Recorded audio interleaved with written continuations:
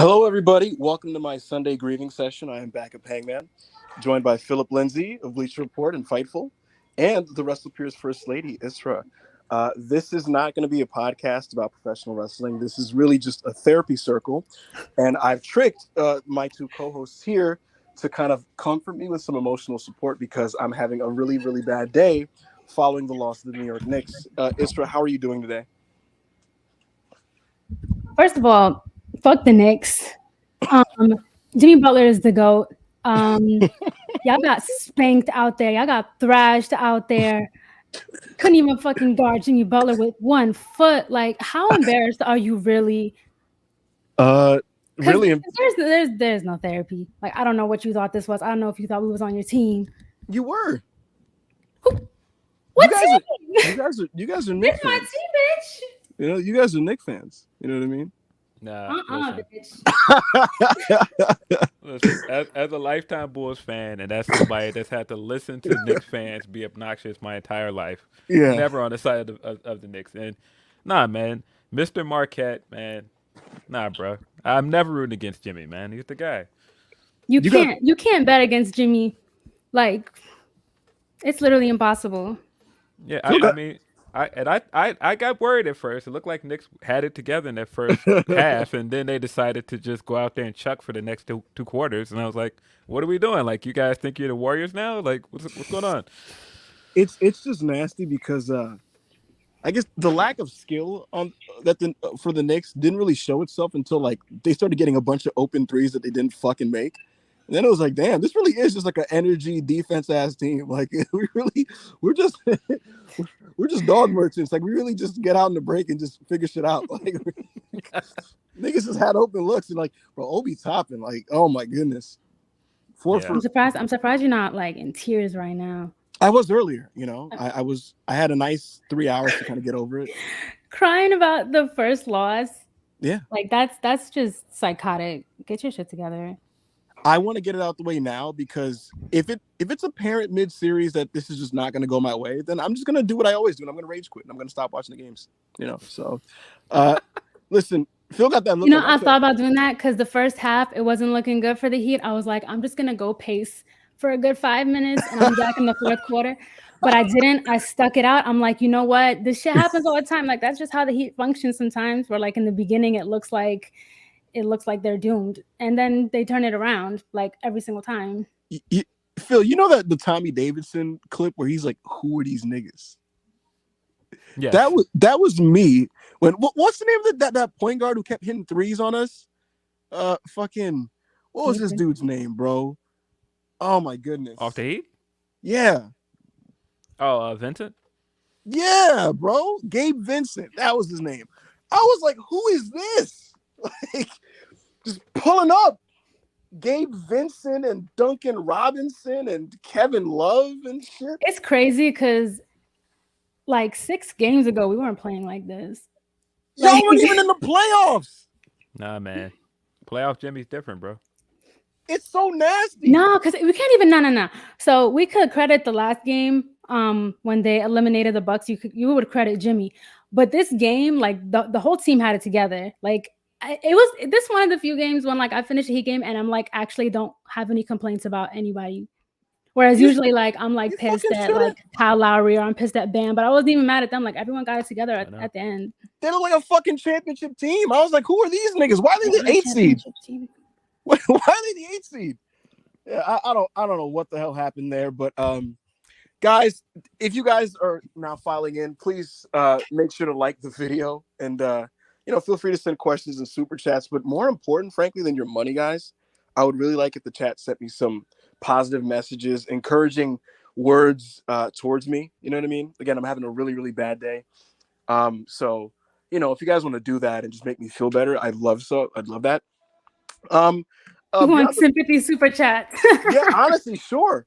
And beyond the basketball, we will get into some wrestling stuff because the WWE draft took place on Friday, and we'll kind of talk about that in the new championship and what it means for the future of the company. We'll get into some of Andrew Zarian's words, which were partially misconstrued about Roman Reigns potentially passing Hulk Hogan and having a 1,400-day title reign.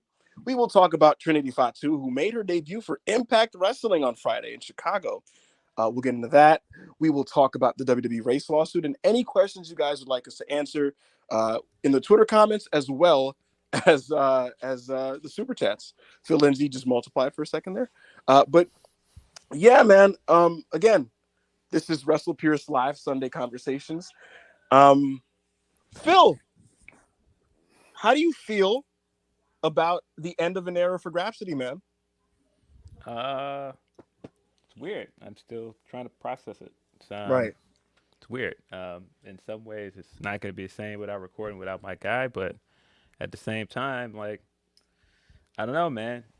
If it's just me still getting to record a podcast with my friend, not my co-host, my friend, then we're still here. We're still rocking. It was crazy, man. Will Washington, of Fightful, is moving on. And we'll find out his future soon. But he had his final appearance on Grapsody yesterday, I believe it was, right? And I'm not a crier, right? So when I was watching Phil cry, I was like, God, fuck, he almost got me. He almost got me. But I powered through it. But yeah, man, it's good to see you on the platform. We love you over here, Phil. It's always nice when you get to join us. Same thing with Isra, the first lady. You should be on the channel way more. And we're going to go right into the WWE draft. So on Friday, we had the draft on Fox. Triple H, among other WWE Hall of Famers, are announcing the picks. And the first day of the draft had its own separate pool from tomorrow. So certain key people were not picked, but not because they were omitted. It's just because they were in a different draft pool. So the picks go as follow on TV. In the first round, SmackDown selected Paul Heyman, Solo Sikoa, and Roman Reigns. Monday Night Raw selected Cody Rhodes. Because SmackDown selected Roman Reigns, the new World Heavyweight Championship is going to Monday Night Raw. SmackDown selected Raw Women's Champion Bianca Belair. Raw selected Becky Lynch. The second round, SmackDown selected the Street Profits, Montez Ford and Angelo Dawkins. They stay together, and they will be with Bianca. Raw selected Imperium, Ludwig Kaiser, Giovanni Vinci, and the Intercontinental Champion Gunther. So they're moving to Mondays. SmackDown selected, God, it's missing here, so I'm not even seeing it. Let's see if I can find it on a different thing. Jesus Christ. Edge. There we go. SmackDown selected Edge. And Raw selected Matt Riddle. Round 3, SmackDown selected Bobby Lashley. That's a big switch over. Bobby's been with Raw his entire tenure in this WWE run. Raw selected Drew McIntyre, so they get Drew back. SmackDown selected OC, featuring the returning AJ Styles and also including Gallows, Anderson, and Mia Yim. Monday Night Raw selected The Miz. In the fourth round, SmackDown selected the entire Damage Control unit, Dakota Kai, Bayley, and Io Sky. Important to note that Io is challenging for the Raw Women's Championship at Backlash, the belt that Bianca holds. So both challengers for the Raw title are on SmackDown now. Raw selected Shinsuke Nakamura. SmackDown selected NXT Women's Tag Champions Alba Fire and Isla Dawn. Raw selected the NXT Women's Champion Indy Hartwell. And then after this, we got some draft picks that were made on social media. And those go as follows. SmackDown got Hit Row and Lacey Evans. Raw got the Viking Raiders, Dexter Lumis, Candice LeRae, the Maximum Male Models, Zoe Stark from NXT, JD McDonough, Apollo Crews, Natalia, Sonya Deville, and Chelsea Green. Mustafa Ali and Dolph Ziggler went undrafted, and we'll see what happens with them. But before we even get further in the conversation, is there anything there that catches your eye in any way? Because as you were going down the list, I'm thinking like I'm gonna see what's better between Raw and SmackDown, and they're both kind of giving me nothing. I don't understand why like a lot of these picks were like as high up as they were. Like Cody Rhodes should be unemployed. That's hard. Wow. So making him number one, and that's just a choice for real.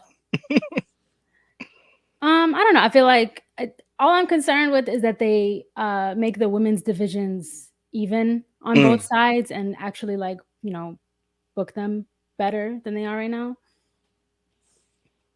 Yeah, I think SmackDown's women's division was a big problem for the last year or so, right?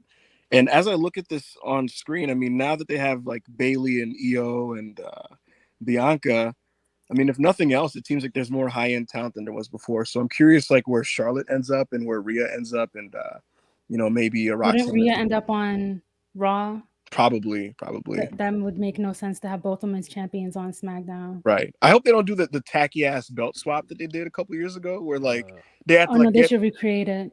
Oh, that was key.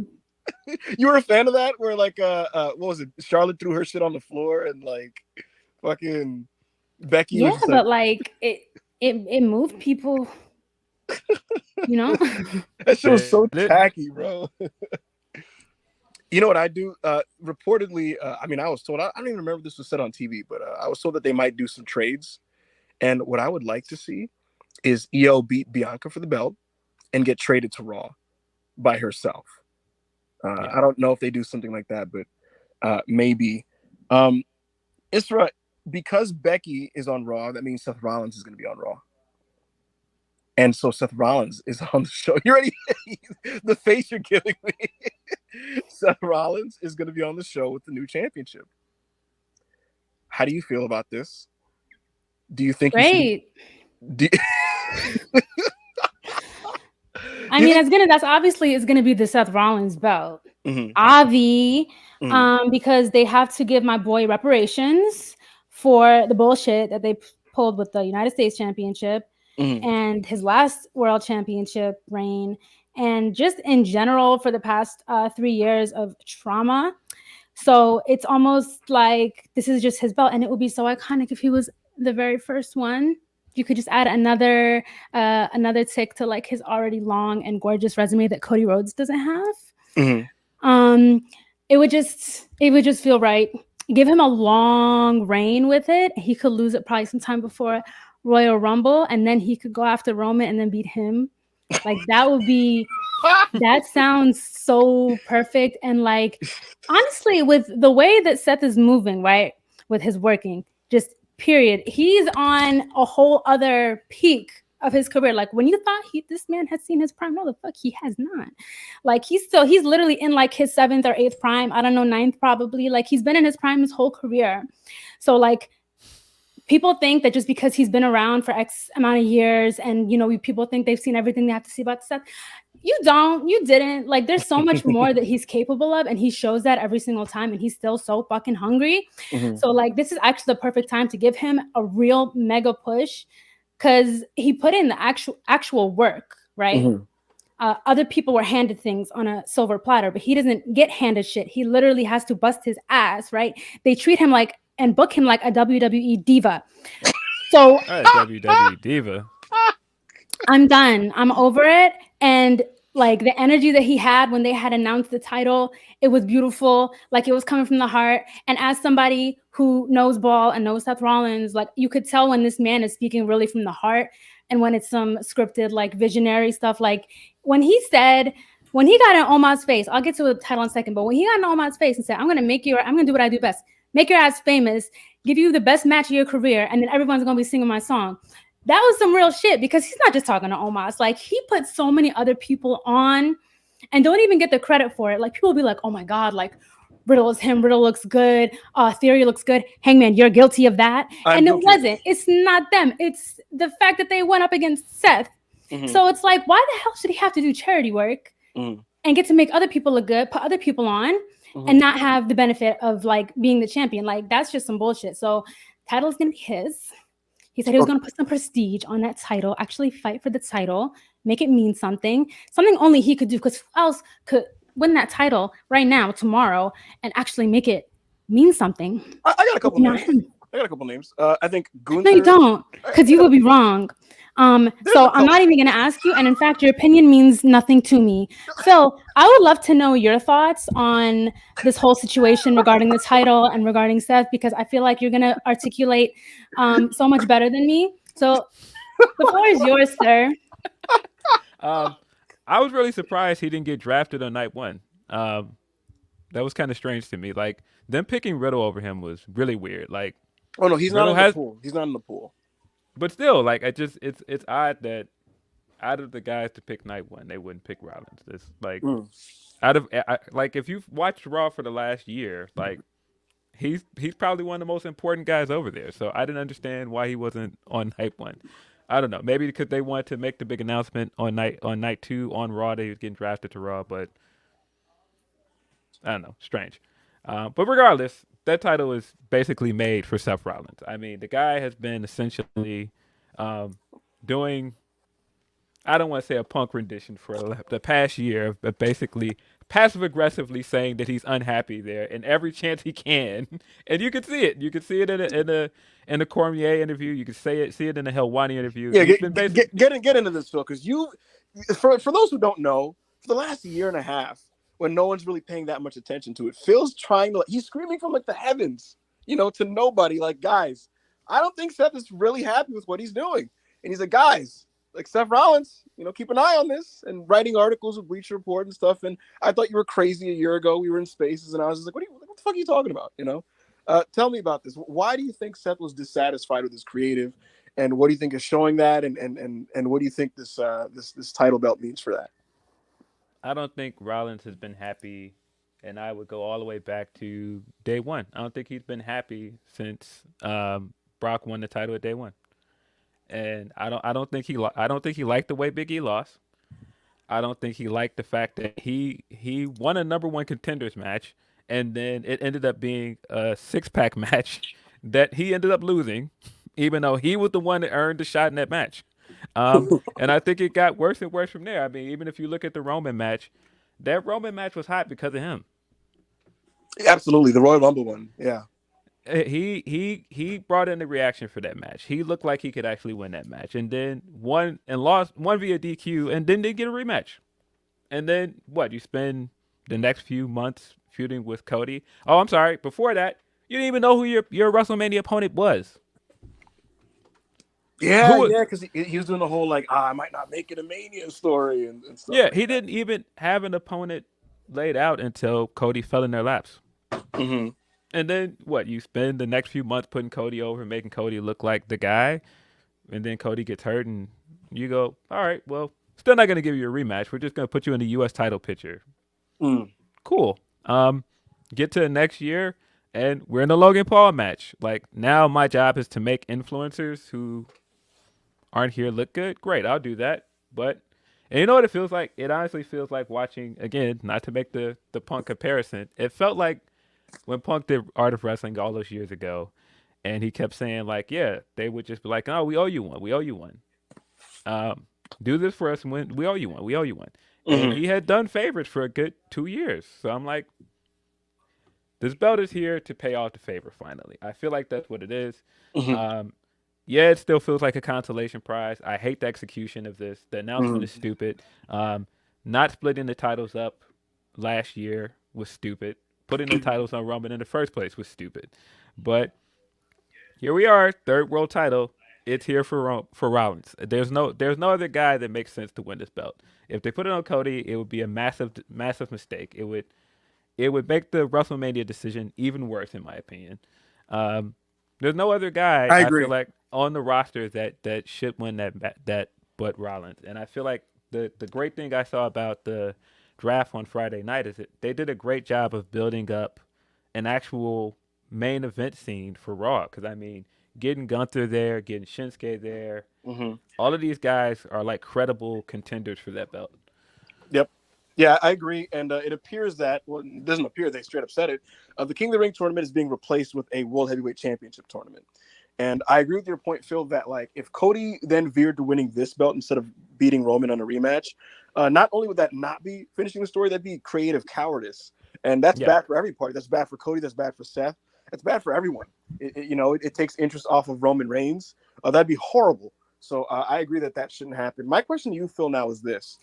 People have already skeptical about this new championship, and Seth Rollins is a great worker. What would he need to do to make this a belt that's taken seriously? I think that they basically have to just make this like the Monday Night Rollins run. Just let him cook. Let him have great matches. Israel, say something? I'm sorry. Israel, say something. Are you there? Oh boy, continue, film. Sorry. Um, nah, I think they just have to basically just let him do what he does best and have great matches. I think if they rely on trying to do like storylines, like that's not really their strength with Rollins for whatever reason. Just let him cook, let him have the great matches, and let him make that belt feel important because for the same reasons that the Gunther stuff works because Gunther's just having great matches with that belt. Right. Yeah, that's a fair. The thing with me with Seth that I struggle with is I noticed that when Seth is on a chase, he feels really hot, right? Mm-hmm. 2018, when he was on the come up in 2015 with the Money in the Bank briefcase, like the way he showed out in that 3-way with Brock and Cena, he felt like the next guy, you know. And it always feels like that with Seth, and I think maybe it's the company's fault. I feel like they don't know how to book champions because whenever Seth gets to the top and has a belt, they always do stupid shit with him. Like 2019, he's feuding with Corbin, he's feuding with the Bray Wyatt in these dead Horrible. end storylines that just make him look bad. And so I hope if nothing else, this time around, it's just what you did in the chase, do it during the reign. You know? Well, I would point this out. The one time as champion that it didn't feel like that was the IC title reign. And that was the Monday Night Rollins stuff, which was his idea. He was just like, yo, let me go out there and make this belt feel important again. Let me have great matches with these guys. It's going to work. It's going to get over. And it did. Mm. I don't know why you're acting like, and this is directed towards Hangman. I don't know why you're acting like when he has a belt, he just stops being hungry. Because that's the only person that you could really blame is the creative direction that they take for him. Like he's still the same workhorse. He's still the same work rate like wrestler that goes crazy in all of his matches and like cuts good promos and is still interesting to the fans. I think the recency bias of his recent title reign in 2019, it like he hasn't been able to get like that funk off of him. Mm-hmm. But like, let's not be dumb, okay? Because he recently won the United States Championship, and that was late last year, whatever. I was there. Remember? In Brooklyn, yeah, you were heckling. I was there. You were I was heckling. there. My Oh my boy god, Bobby I wanted Lashley. to cry. I want to call no, okay, let me not get off topic. But that was recent, and when he had the title, like he was still making it feel important. Like that was the first time the U.S. title felt important, and like I don't even know how long because I wasn't paying attention to it for sure. And ever since he lost it, people stopped giving a damn about that title again. So I think we're at a place right now with Seth where like he's really figured himself out, especially with the visionary gimmick, because he's obviously like been developing it. It's been growing since like 2019, right? So like he's worked on his character enough. Like he's obviously like how Phil was saying like backstage, like he's so much more frustrated and like he's hungry and he wants it more. So like I don't see the whole like, oh, like Seth is better when he chases. So we're just gonna keep making him chase his whole career like a fucking horse. And Well, I mean, to be fair, Yeah. when he did win the Universal title, it felt like they didn't really know what to do with him.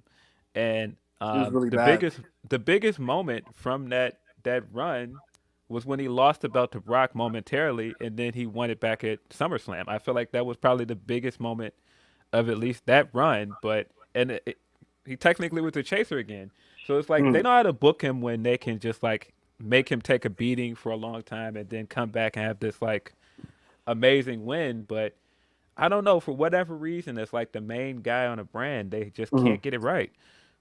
Yeah, I really I feel hope. like oh my god, me and Phil we like semi had a conversation like this, but like I don't think we went like too deep into it. But like I said something along the lines of responding to you talking about like how WWE is like they don't know what they're doing with Seth, and like when the ball is hot, like they don't do nothing with him, right?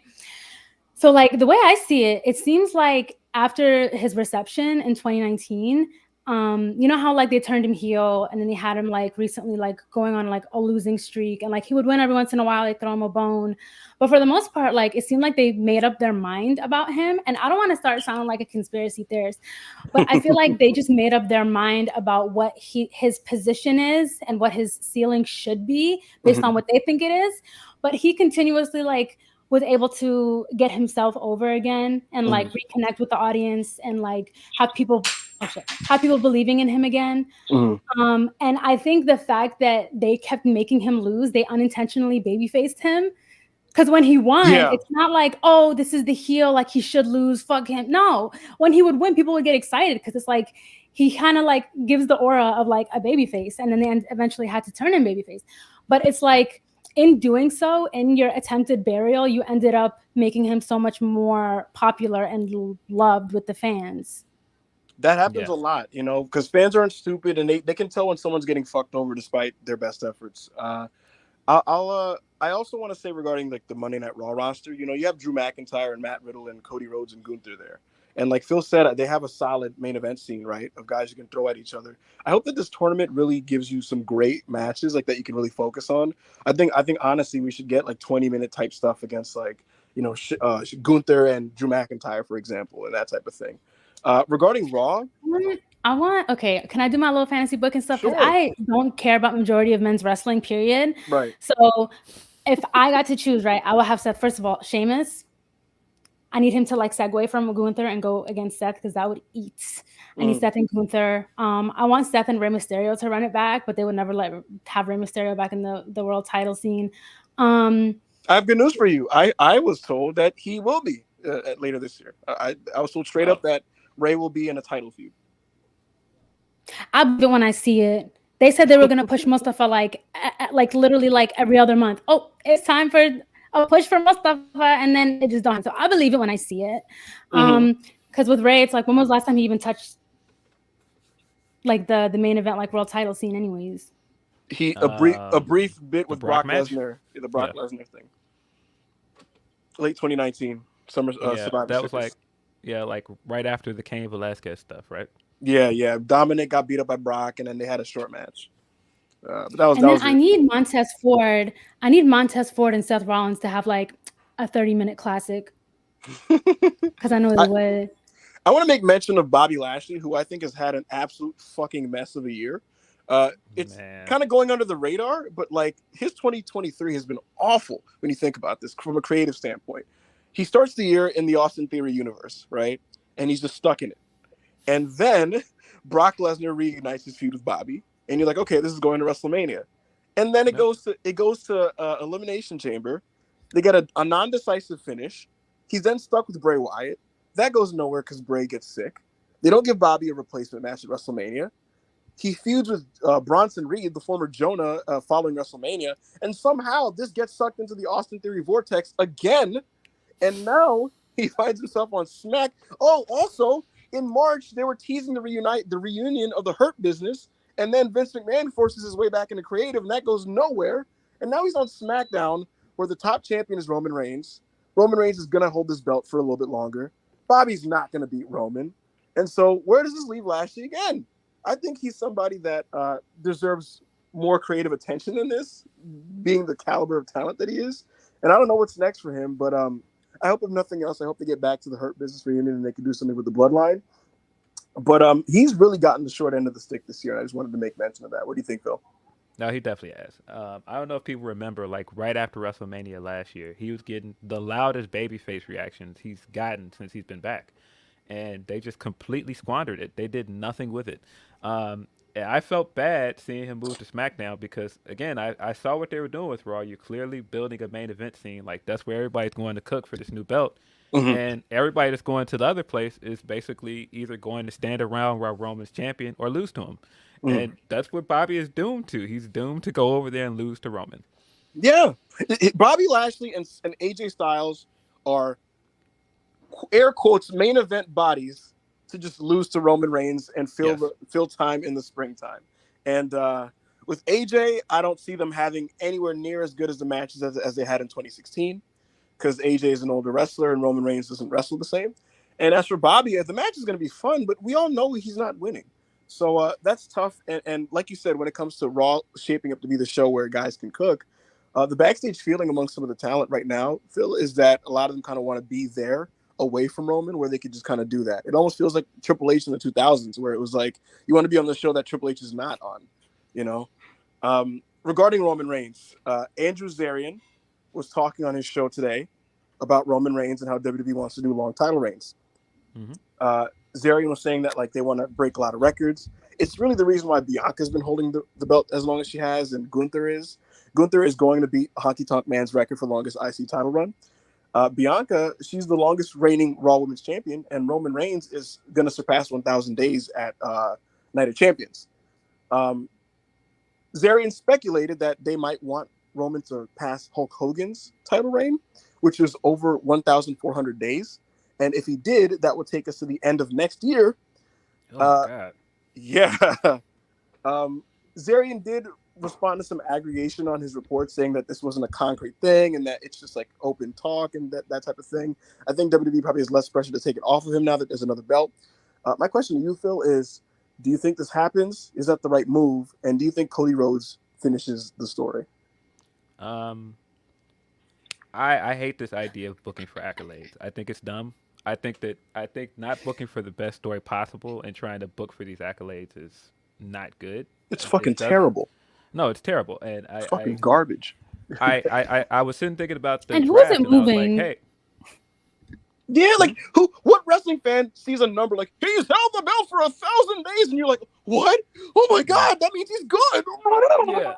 Also, it kind of loses its meaning now because we're in an era where everyone needs to break a record to matter. And I think that's like also because they don't have like sort of like veterans that are around to like put over the younger guys and like make them look good, because Roman's not going to put nobody over. And so everyone is kind of like at the same level of one another. So they're trying to like make people like matter more by like giving them these records that literally no one cares about.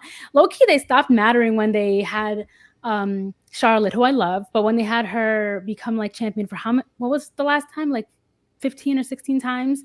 It's a like, lot. It's 12, right? She didn't beat her daddy yet? No, she's like 1 or 2 behind, and I can't tell you what happened in the last like 5 reigns. Yeah. But yeah, like it makes these broken records like lose all their meaning. Like, yo, when the New Day became longest reigning tag champions, that really felt like a moment that really mattered because, you know, it just happened by chance. Like they just rose to the occasion. They had amazing title defenses, whatever the case. And it's like now, okay, well, we're having you break the record just to break the record, just to make you look good. Mm-hmm. Like. Yeah, it's a crutch. It's not storytelling to just have someone hold the belt long. You know, focus on telling good stories and having good matches. That will move people much more than just a fucking number that's premeditated and forced. So I think it's bullshit. I do agree with what Zarian's saying though, that the thinking behind it is modernizing the record books. Like I get that part of it, but those records aren't gonna move anybody, like Ezra said, because like. Yeah, you can have all these people break these records, but a big amount of people that come to the shows are still there for nostalgia. Like, they're not there because, I don't know, Gunther broke this record. They still know Austin before they know Gunther. Like, even with Roman, like, Roman's getting to a point where he's over outside of the wrestling bubble, but most of the WWE audience is there for part-timers and guys that aren't there anymore. Phil, I want to make a comment here. Branavan Candia in the comments, he's saying in the live chat, Stone Cold has never held the belt longer than like 6 months. Yes. And that should tell you right there. There's so many iconic wrestling people that like we all remember and like we cherish and value what they've brought to the business. And they don't have these overlong accolades and shit like that. Be memorable, be special, be exciting. Like also, Rock's records were always short too. They were short. What's up, Isra? I think kind of on a societal level, like we're in the generation where, you know, I don't want to just blame it on TikTok, but like we're kind of in a TikTok generation where people are just not, everything just moves very quickly. People don't have much of an attention span that they used to anyways. So the thought of like modernizing the history books, it's like, I don't think that means anything because people want like everything in small doses anyways. Like, okay, say they want to bring like a more younger audience, because let's be honest, like little kids now think wrestling is cringe, right? They're watching motherfuckers on Twitch now. They don't give a damn about wrestling like we did. Yeah. Nowadays they don't even put no goddamn do not try this at home ads, because no one's trying it at home. We used to beat each other like halfway to death when we were kids. Kids don't do that no more. They don't give a damn about wrestling. They're on TikTok, they're on Twitch. Like I'm starting to sound like a fucking boomer, but it's the truth. Like if you want to appeal to say younger people and like get the next generation to give a damn about wrestling, there's nothing wrong with doing things in smaller doses and making them like explosive. and even like us, like in our age group or whatever, like we want things to feel meaningful and matter. And if it is like kind of in a smaller dose, but like it actually has some kind of meaning, and it isn't just something that's dragged out, and it's like it kind of feels like they're coasting. Like no one's moved by that. Like no one cares about that. It's not even going to be memorable. Like people are going to remember, oh, she was the longest reigning, or he was the longest reigning, whatever the case might be. But they're going to be like, oh, maybe I could pinpoint like 1 or 2, maybe 3 feuds that I was really like moved by at the time. Like the number just like loses all of its meaning. You made a great point and you triggered something in my brain. Philip Lindsay and Isra is long-term storytelling either something that bookers don't really know how to do, or just something that's overrated in general? Because if you notice, now in WWE and AEW, they want to do this thing where they set something up at one show and they're like, okay, we're going to then have this match 3 months from now, and then we'll just kind of touch on it with little things on this TV, on that TV. And when you watch it week to week, it almost feels like, yo, just keep it hot and get to the point. Example, like for AEW, Swerve and Keith Lee, they had their breakup in December, and now that we're seemingly kind of getting back to them fighting, I don't know that many people that care quite as much. And with WWE, like Isra just said, there's these long reigns and long runs, and there's so much almost filler in between, and it makes the argument like, I think pacing is a thing here that we should think about when it comes to the TikTok generation and keeping these things short. Eddie Kingston and CM Punk is one of the most memorable feuds in AEW history, in my opinion. And Phil, do you know how long that feud was? What, it was like a few weeks. It was like 2 weeks. Yeah. It was 2 weeks.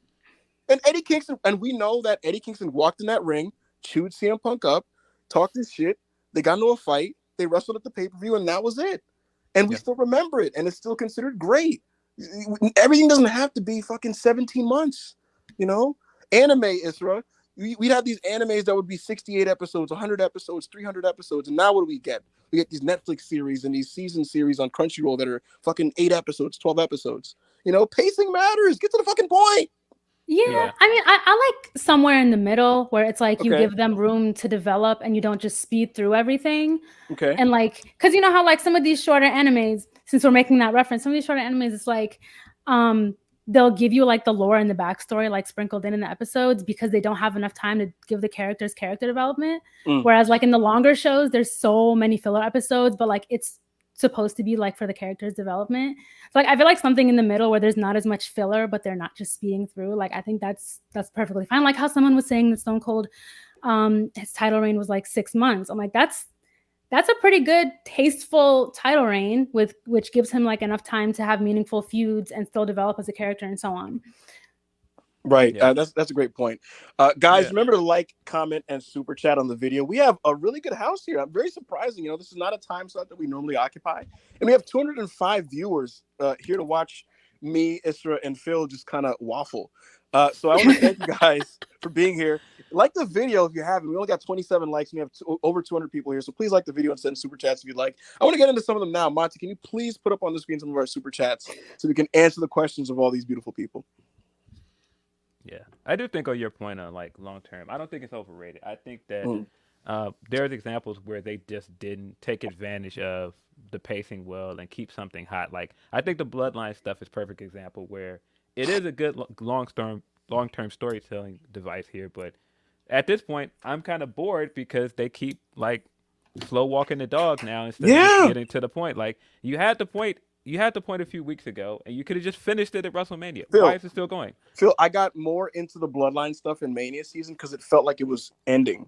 You know what I mean? It felt like it was getting to it. I got into it because it's like, okay, this is like the last arc. You know what I'm saying? So it's like, okay, it's all the walls are closing in. They're going to crumble all the way down. And so this is interesting. And then now when I watch like Kevin Owens and Sammy interact with Jay, like they're good characters and you like them, but like I don't care nearly as much because it just feels like they're spinning their wheels. I feel like the Sammy and the Jay thing is like for the girls. I just see so much fan fiction aura between them two. Like, you know how like in like these like K-dramas or whatever, it's like two people that's like, what's it? Enemies to friends. Well, for them it would be enemies to friends to enemies to lovers, and I think that's beautiful. Like it's very fan fiction-y. And I feel like Sammy and Jay are endgame. Like I feel like him and KO are having this fling right now, and it's really cute. But then like Jay is endgame. Jay and Sammy, like you gotta just kiss and make up at some point. Like that's what I want to see. I feel like it just gives very much fan fiction vibes. That does feel like the final destination friendship. Speaking of friendships and lore, I got a tomato in the chat. That's hilarious.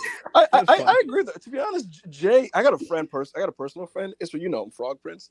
He cares more about Jay and Sammy than Sammy and KO. Our first super chat is from Zaid Natty, $4.99. Thank you so much for the super chat, Zaid. He says, Ibu, I speak without bias when I say the Lakers versus Celtics for the title. 18 is the best finals matchup for business. Much like Elite versus CMFTR feud for AEW. Zaid, I would like to see Elite versus CMFTR. I would not like to see Lakers versus Celtics because I don't want LeBron to win the championship, and I want to see the Knicks in the finals. So I'm going to pass on that one, even though that is a legendary rivalry. Jimmy Butler with $2.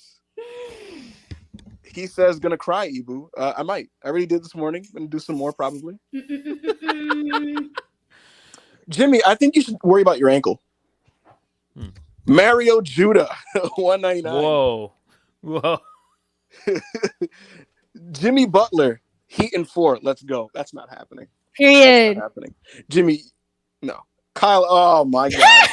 Israel, you read this one. Go ahead. Kyle Lowry, $5. I got a fat ass and a bad attitude. Sucks to suck, Ibu. Heat and 4. You sent this, didn't you? You sent this, right? No, because he's talking like me saying sucks to suck. That's what I'm saying. You sent this shit. Yo, that Jack Harlow Instagram joint was wild. Like, what was that, man? What's Harlow out here doing, man? This man Harlow said that Kyle Lowry was caking. Mavs fan 84, $1.99. Thank you so much. For he said, hold on, let me get this one. He said, first Punk, then Cody, now the Knicks. That's what I'm saying, bro. Hangman just like is a curse on everybody that he supports. It's crazy. I was telling people on Twitter that the Pillar storyline was better than the Elite versus the Blackpool Combat Club. And then the minute I tweeted that, they made me look crazy. You had Darby and Jungle Boy and Sammy fucking cutting the worst live promo you could ever possibly see. And then next thing you know, Chris, our very own Chris and AO are dunking on me on Twitter, making me look crazy. Did we read Mavs fan super chat? Monty, I think you're really, really high right now. You should go back to the previous one. Thank you. Oh no, Isra did read it. I'm sorry. My apologies, Monty. Darren Walker, my boy Darren Walker with 20, is that pounds, euros? What is that? That's the euro. Euros. Yeah. Darren says, Ibu, I don't follow basketball. I live in England, but I had a great weekend. Oh, it's a pound. He's from England. I think he meant the best tag team in FTR. I got a picture with Danielson. Talked to Britt Baker and Jamie Hayter and Adam Cole. All really nice people. Darren, that's great. It's always cool to run into wrestlers. Isra, do you have any cool running into wrestler stories? One time I saw Bobby Fish outside the Starbucks and I was like, ew, and I just kept walking. Phil? One time, it would have been funny if you left it at that. I can't. If you were like, yeah, I saw Bobby Fish. It was like, all right. No, because he's shorter than me. Go ahead, Wait, Phil. Bobby's shorter than you? You're like 5'3". No, I'm 5'10". All right. Okay. Phil, who have you run into in person? A lot of wrestlers. I can't think of anything off the top of my head. Like, I've run into a bunch of wrestlers, man. At this point, like, it just happens all the time now, and so it's kind of hard to just drop like one out of the top. Like, I guess the last person I ran into was like Jody Threat. That was last night. Oh, that's cool. Oh yeah, because you were at the Impact show. Yeah. Oh, we're gonna get into that soon when we talk about Trinity. Wait, someone in the live chat said, Isra, do you have any wrestlers in your DM stories? You want to get into that? No? Yes? Do I want to get into that? It's up to you. I don't know. You want to get into that? You don't got to drop names. You know. Listen, I don't dabble. First of all, I'm a Muslim woman. You're going to respect me. A lot of you motherfuckers got wives and girlfriends. I'm not going to say names, but this one time, this man literally spammed all my likes. And I go on his page because I never heard of him. He's an indie wrestler. Scrub. Never heard of him in my life. I go on his story. First post I see, him and his little boot. And I'm like, you have no shame. Because the day before I was at an NJPW show, and I remember this man, I'm not gonna say his name, ugly motherfucker, just hideous. Ishii? Huh? I'm playing. Keep going. He was doing that thing where, like, I hope none of you motherfuckers do this in real life, but he was doing that thing where, like, he was like walking towards me but not saying nothing to me, and then just looking and then walking away and then coming back, and just like this motherfucker was pacing just to stare at me and keep walking. And it was weird. Just like, it was so weird because it's like, how do you act like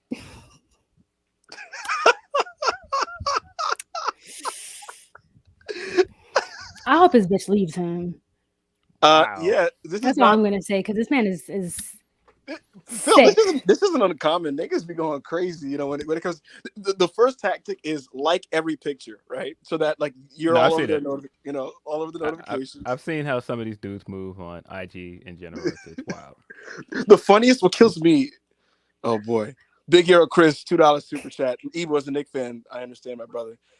Chris, this was a tough morning, man. This was a tough morning. Bruh, $5 super chat. Thank you so much, bruh. Punk gonna be a heel, right? How do I cheer, dude? With the alt-right cut. CM Punk cut his hair for reasons that are very noble, and I don't know if he's gonna be a heel, man. I think it really depends on how the fans CM Punk is an attention whore. He's not. He's not. He was out and about last night, man, having a good time, man. Phil, did you run into him? I did. I would say that he is, but y'all both like him, so I'm gonna send my respect. How did you not run into Punk? He was like right there, No, I had walked in before he had pulled in his G-Wagon. That's hilarious. All right, Phil, are you buddies with Punk? Do y'all like cuddle sometimes? We're not buddies. Nah, man. No. Hangman, what about you? Do y'all cuddle? Do you get into tickle fights with Punk? I don't think two Chicago Phils can coexist in the same place, man. I don't know. Two Chicago Phils. Do I tickle fight with Punk? On Thursdays. Bam 5255019, $10 super chat. Glad to see Phil on, and much love to you all. Queen Isra, I believe you should make Backup be Seth Rollins' stand account for that one tweet for forgiveness. Knicks for life with you, Backup. Omega is the GOAT. Bam, we love you. We appreciate you. Isra is a queen. I don't agree with you suggesting this misfortune on me. And No. Because I'm not gonna let you get that shit off. I would never want him to be a Seth Rollins fan account. In fact, every time he says Seth's name around me, I won't allow it, because this man is a curse. Okay? If he all of a sudden becomes a Seth fan, like as if Seth don't have it bad enough already, he's gonna really be in the mud. So I need him to just leave Seth alone. But thank you, Bam. Hey, we love you. We love you, Bam. Andrew the Giant, £5. Euros. Wade Barrett said on commentary both SmackDown and Raw wrestlers will compete to determine the new World Heavyweight Championship. Is that right, or did he misspeak? I think Wade Barrett's a pretty bad commentator, and I'd imagine if he said that, they probably told him to, because that seems very specific. I don't know why they would do that, but if that is the case, I hope Bobby Lashley is in the tournament. Thank you, Andrew. I heard the same thing, that it's both brands are in the tournament. Right. So. James William Ross, that's JR. Let Big Ro win the new belt and let him cook. Title run will be better than Texas barbecue. I like what I like. Wrestling, Twitter likes don't matter. Jim Ross, a lot of people are shaming you for your likes, and they're telling you that they're public, even though you know that they're public. And I don't think you should let people shame you. I think you should continue to live a free life where you can like whatever you want to like. There's nothing wrong with liking a picture of ass. Thank you so much, Jim. Nothing wrong with that? Wait, hold on. You think there's nothing wrong with that? Nothing wrong for Jim to do that. But you didn't say for Jim. You just said there's nothing wrong with that. Well, my message is to Jim. I'm not speaking for myself, or you know what I mean. We'll rewind it later, see what you said, but continue. You'll take the chat will back me up that I was talking to Jim specifically. I was, speaking for myself. Listen, okay, so we got some from Bam. First Lady Isra, forgive me for the misspelling in the first super chat. Backup, is Monty okay with you putting your career on the line? Phil, was the Impact taping last night? I think you meant how was the Impact taping? Probably.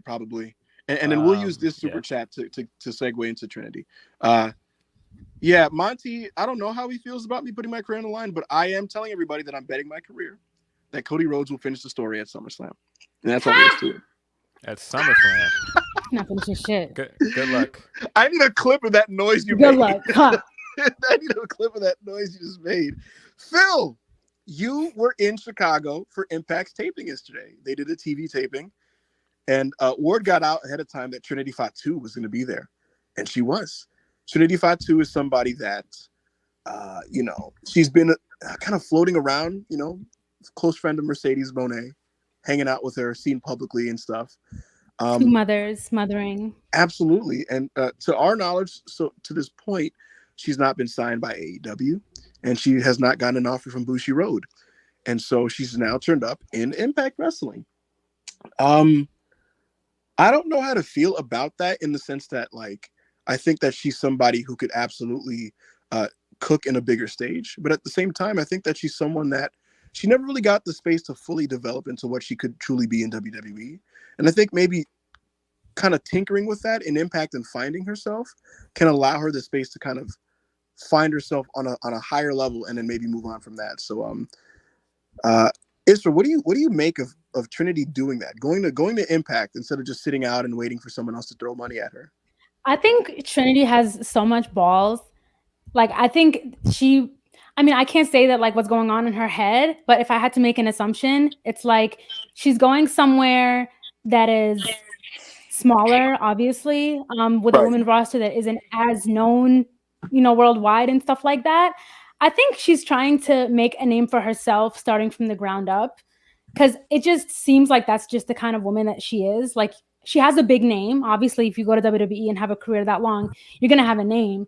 So in that, like, she's going to be helping the other women. She's going to get to have maybe a dream match with Mickie James, and also develop and become just the best wrestler that she can be. And obviously, this is not going to be the end for her. So I feel like her joining Impact, like, I thought that was such a boss move, because she could have went to AEW. She could have joined Stardom, like, if that was an option. But I don't know. I feel like she's just going to put everyone else on. She's going to put herself on. Kind of similar mentality maybe of like Sasha going to Stardom, where, like, a lot of American fans don't know, are not as educated or watch Joshi wrestling. So she's like, Sasha is putting herself on. She's putting those women on. Naomi's doing the same with Impact. And she's going to be able to develop and be like the best wrestler that she can be fundamentally, and show people that she is a worker and that she is a great wrestler, because people play with her a lot. People play with her way too much. So, she in WWE, even though she has had, a title reign, and she has had like, a lot of great matches. If you actually pay attention to her and you don't just write her off, then you would know she's had amazing performances. So I think just giving her more time, and like she's getting to work with women that, I can't like really speak on like the roster and like say like they're good or they're bad, or, fantasy booking, because I don't know. So at the same time, like, her being on there, she's going to put me on, and like probably like, teach a lot of us about like what's going on with like the women in Impact and stuff like that. So like, I like it. I had nothing against it. Like, I didn't panic like a lot of you were when you joined Impact. Why were people panicking? Well, because it's Impact, But to me, I think it does show that like she really loves wrestling, because there's people who when they're out of a WWE job, they just see WWE as the be all end all, and if they can't go there, they're just not going to wrestle. And I think what this shows with her is, because look, with Impact's budget, I don't think they're throwing millions of dollars at her. So I think it's she's doing this for the love of the game, and I think she's trying to prove herself. I think she's trying to prove herself and show that she is valuable. And Phil, would I be correct in assuming my assessment that I get the feeling that hardcore wrestling fans, the types of fans that we regularly interact with, the fans that you see on social media, would I be correct in saying that they maybe underestimate what Trinity is and can be? Absolutely. I think that her leaving and Mercedes leaving are just two different things, because Mercedes is established. Everybody knows she's a worker. Like, she came to the main roster as a worker. That was the big push of the women's revolution. For better or worse, Trinity has never really washed off the stink of the Divas era. And I think that's unfair to her in a lot of ways, because I think of the women that are still around from that era, she's proven a lot. And I don't think people give her the credit that she deserves. And I think going to Impact, that is like a promotion that is like historic for its women's division, like other places outside of WWE. I think her move is to go there and be like, look, I am a worker. I am somebody that wants to still represent women's wrestling and still do big things. And this is the only time in her career that she's going to be a big fish in a small pond. I think that matters. I think I think it matters too, and I think that she's the embodiment of what a lot of the Divas era women went through, in the sense that, you know, you could easily make certain criticisms about their ability and what have you, but I just think that when you're pigeonholed into a certain role and you're slated and almost typecasted to be a certain way, where you have to make it work and be entertaining on TV, and you're very short segments and wrestle very short matches and never break out of that, it's almost impossible to then develop any further. And I think with Naomi, the way I look at her in her career, I think she's somebody that has been notable and very likable, in spite of her limitations that have been put on her. Because, you know, we've never gotten these long main event classic matches with Naomi because they wouldn't let her do that. And, you know, some people will say she can't do it. And what I would argue is that she's shown glimpses that she could become someone that does do that, but WWE never really saw it in her to let her. And I think that is a miscalculation. Yeah, you know? Look, that main event with Charlotte last year was fire. And did not That was- capitalize on it at all. That was one of the best women's matches of the year, and it was just on a SmackDown. Yeah, that match was fire. And so, I do think that some people just still see her as the woman that came in as a Funkadactyl, and they're like, oh, well, she's a dancer that became a wrestler. And I just think that's an unfair way to look at her. Absolutely. Phil, you were in attendance for this Impact taping. Can you tell us what the crowd was like, what the atmosphere was like? How did Trinity's debut go? What did she do? How was her match? How was the taping in general? Talk to me about that. I thought the taping was fun. I've done Impact tapings before, and they're fun. I think the thing that I kind of don't enjoy about WWE's television tapings is like it's a lot of, hey, stop, start, here's some wrestling. When you go to other wrestling events, it's like wrestling. And Impact kind of feels the same way. But, you know, I get that if you're not like somebody that goes to indie shows or like smaller shows, it might not be the environment for you. I always think it's fun. And I thought her entrance was great. The crowd was clearly into her entrance. Josiah killed the new theme. I think people are going to really like it. And the match was good. The match with Kylan was really good. Kylan is somebody. So Naomi looked good. Yes. Okay. I don't know if she. No, I'm sorry. Continue. I don't know if she's gonna keep the move that she used as the finisher as her finish, but it was cool to see her again showing people like, nah, I'm tapping them out. I'm not out here doing like the rear view or like doing like the kicks that people always make fun of, but other wrestlers keep doing. But yeah, I thought it was dope. It's a great match. So wait, are they doing an Impact taping or a live show, whatever, in Philly? I thought I saw something like that. Well, they don't really do live anymore. Most of their shows are tapings. Whatever. So if they go to Philly, I'm going to be there. I don't know. I know they're back in Chicago. My in problem July. with Impact is the audience is real quiet, and I'm the type of person, if I go to a show or a concert or wherever, like I'm losing my voice, I don't give a damn if it's even like something I don't even care about. Like I'm just gonna have fun, like be a crackhead. So if I go to an Impact show, I feel like you're gonna be able to hear me and only me if I go, because they're so quiet. Well, I mean, it depends on the show. I've been to Impact shows and they're not quiet. But it just, I don't know. It depends on what it is, and their audience is just different, man. It's you could tell like it's a smaller crowd. It's more intimate, I guess. But I don't know. Yeah, if you were cheering loudly, we would absolutely hear you. It is that type of show. Yeah, it is that type. You hear me? Because even the last pay-per-view I went to, I don't know if any of y'all saw the video I posted on Twitter, but like when Seth and Theory had like their main event, you could literally hear like a single female just screeching alone. Like there were some points when like I could hear myself, and I'm like, that's embarrassing. But fuck it, like I'm paying my money to be here. I'm gonna have fun. Like have fun. That clip of you heckling Bobby Lashley and telling him to get his bitch ass up when Seth Rollins is about to get the U.S. title shot is really funny. Yeah, man. Phil, before we move on from the that was the day that Bobby Lashley made an enemy out of me. I never had an issue with him before.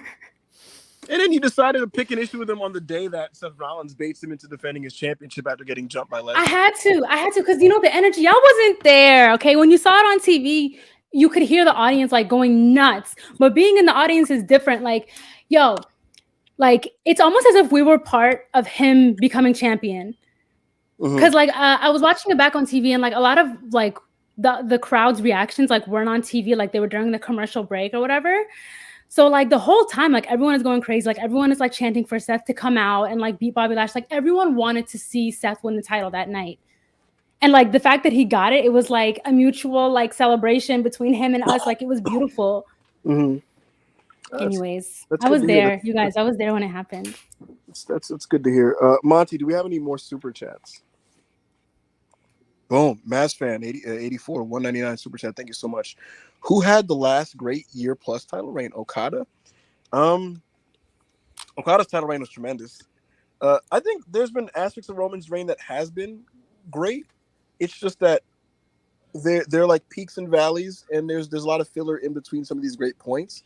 I thought it was leading to something really productive at Mania, and then it didn't, and now we're officially in the we're dragging it out phase. I thought CM Punk's title reign was pretty great, the long one from 2011 to 2013. Kenta Kobashi in Noah in 2004 had a great title run that I believe went over a year. Other than that, I don't know which ones I have on the top of my head. What do you think, Phil? I think Okada's probably the last great one. I think a lot of this Roman reign has been good, but it has felt like it's been dragging. And I think it's hurt a lot that it doesn't feel like they're building up any of the contenders. It just feels like, all right, well, here's a match for him that we know he's going to win. Mm-hmm. Like, Israel, would you call Bianca's title reign, this current one that she's had for over a year, would you say it's great? I think she's great. Mm-hmm. I don't think... You know that like partially my rant earlier was kind of like frustrations with Bianca's reign because I love her and she's obviously like one of the best wrestlers in the world right now. Like, so I feel like there's just been a lot of coasting and a lot of nothing ass feuds. I didn't care for what she had going on with Alexa Bliss. I liked her feud with Bayley. Like their Saudi match was amazing, but then after that it just got stale. Like they just had her squashing everyone one by one. And I think the beauty of Bianca is like the reason why she was always like such a great babyface is like overcoming adversities. So she hasn't had to overcome anything because she's so dominant. And I don't know, like I feel like they need to just throw something at her that's going to be hard for her to like to get through, because I just wasn't feeling a lot of it, which is like it sucks because like I really do genuinely love her. So like I'm not gonna like say it was bad because she's always gonna deliver like every single time. But yeah, I totally agree. I think that WWE's women's division is more talented than they're allowed to really show because of the creative kind of failing them on a week-to-week basis. They don't do interesting things with the women, but on the pay-per-views like WrestleMania, I mean, Bianca, Asuka, and Rhea Ripley, Charlotte, those are high-end wrestling matches. So I would agree with that. Zayd Natty, $4.99 super chat. How about them Bulls, Phil? Lakers just better, baby. LOL JK. Better luck next year, dog. Perhaps Lakers can beat the Bulls on route to a three-peat. Lakers is losing next round in 6 games. So I'm just going to throw that out there. Warriors is about to put them up out here. I'm not reading this. Ricky Starks, $1.99. Ricky Starks says, and I quote, "I'm the only wrestler Ibu cuddles with." Ibu, care to comment? Yeah, my comment is that it's not true at all. I'd like Ricky, you call Ricky Starks a liar? Yes. Johnny, $1.99 super chat. Thank you so much. Oh, Isra, you could read that. That's for you. Rollins, Vince McMahon wants to meet you. Meet me for what? I'm gonna say some things that's gonna get me arrested if I comment on this. Let's continue. Let's move on. I think you should handle that one. You know. Berkey, $1.99. Yeah, Berkey, $1.99. We will never back up the Cody merchant. You guys should back me up. You guys should back me up always. I love you guys. That's why I'm doing this stream. Tony Khan, $5 super chat. Thanks, Tony. The only story Cody's finishing is the bedtime story he reads to his daughter to sleep at night. Tony, bro, even his daughter probably tells him to shut the fuck up. Continue. It's very spiteful, Tony. The man who beat Chris Patton twice strikes back. $2 super chat. You think Roman beats Hogan's title run length? No, Roman will lose to Cody Rhodes at SummerSlam. I don't think he's losing. No, Roman's not losing to that scrub. That's SummerSlam of all times. No, next super chat. I think he'll lose by the end of this year. I don't know if it'll be SummerSlam though. Is that it? I think that's it. All right. Well, Naomi's an impact. And I think I speak for everybody when I say that I hope that this turns out well for her. I hope that what I really want to see out of this is I want her to show just how good she can possibly be. I want her to realize her potential as a performer. I want her to grow as a performer. I want her to surpass all of her best work in WWE and basically just show the wrestling world that she's really, really good. And I hope coming out of that, she gets a nice deal with whatever company she wants to sign with following. So again, I speak for the rest of you guys when I say that I hope this turns out really, really well for her. And because it's Naomi, Trinity Fatu, I have no choice but to at least keep an eye on what she's doing in Impact. Yeah, I just want her to have good feuds over there, man. I don't think she ever had really great feuds with WWE. And the thing is, she got the most out of the Sonya Deville thing, and it didn't really go anywhere satisfying. No. You know, they threw Ronda Rousey in that, and it was just like, okay, yeah, man. You know, always gonna support a black queen in the wrestling industry. Bruh. $5 super chat. Do you think they could put the gold W on Sheamus? Had the best year of his career and was awarded with nothing. I think he gets the Intercontinental title from Gunther. Yeah. I think he's the only person that can get the Intercontinental title from Gunther. And also, Sheamus is Sheamus, so he's also going to make the IC belt feel like a main event belt. Absolutely. Yo, imagine on the Raw brand, they got Seth Rollins being the World Heavyweight Champion and Sheamus as the Intercontinental. That would be like my brand. That's literally my brand. Also, bruh said earlier, I lost the comment, but he said something like, if you want like Dusties on you, you would go to an Impact taping. I was at an Impact taping one time, and I was 17 years old. There was this Dusty, okay? And he was like tall as fuck, like 6'5", whatever, like sweaty as fuck, because this is in Orlando. And he was just like stuck to me. And he was like telling me about wrestling as if I'm not here. Mind you, this was before I was a wrestling fan. I just went there because it was free. And he just wanted to get off my dick. It was so bad. And he stunk. It's way too hot for this shit for you to be getting close to me. And he literally tried to put his arm around me, and I was just like, I gotta go. That was literally traumatizing. That's terrible. Yeah. You know, I've never been to an Impact show. I wish I could have been to one of them when Kurt Angle was there, you know, but what are you gonna do? I was there when Kurt Angle was there and Bobby Lashley and them. I don't like the face you made when you said Bobby Lashley's name. He was in the main event. No, it wasn't that. You know, you rolled your eyes, you know. I mean, he was there. Nah, see, you had a big smile on your face, you know what I mean, saying Kurt Angle's name. Bobby came up and you started rolling your eyes. But it's cool. It's cool. I'll let that slide. We'll just move on. Kurt Angle's a legend, but continue. What's the next super chat, Monty?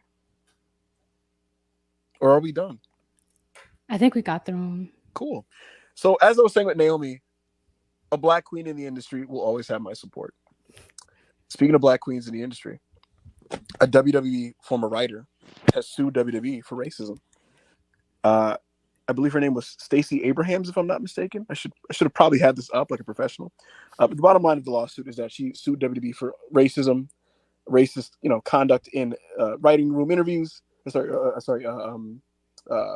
you know, in meetings, you know, unlawful termination, discrimination.